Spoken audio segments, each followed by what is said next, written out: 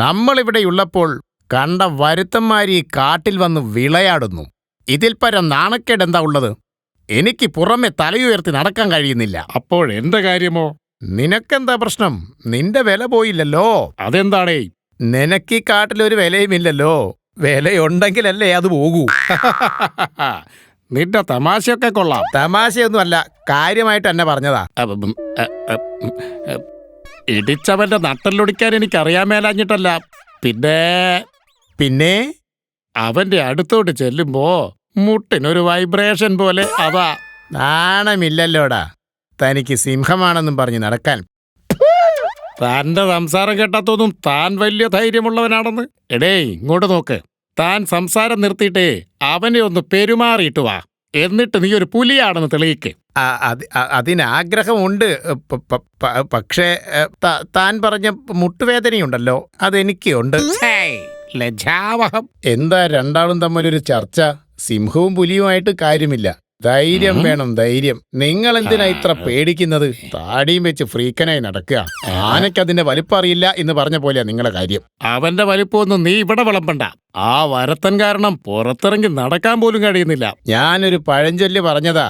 എന്തായാലും ചിരമ്പനാനയുടെ കാര്യം ഓർത്ത് ഇനി ഭയപ്പെടേണ്ട.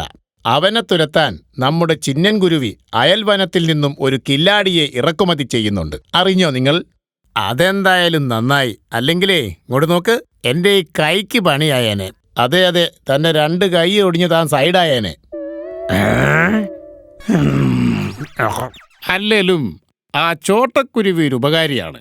നിങ്ങൾ എന്തായാലും കുറച്ചൊന്ന് ഉഷാറാകണം. അപ്പോഴേ നമ്മുടെ വനത്തിനൊരു നല്ല പേര് വരൂ.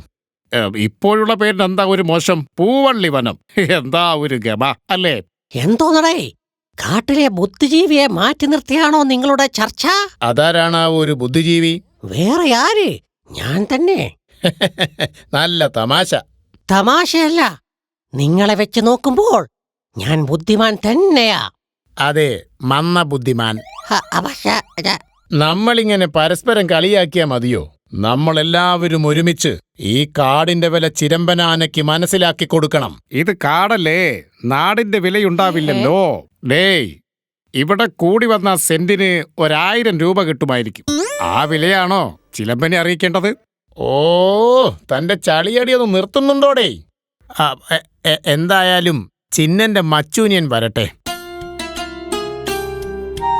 ഹായ് മർക്കുലേട്ടാ. ഇതാര് ശാലുവോ? നിന്റെ കൂടെ ഏതായി ഉടങ്കൊല്ലി?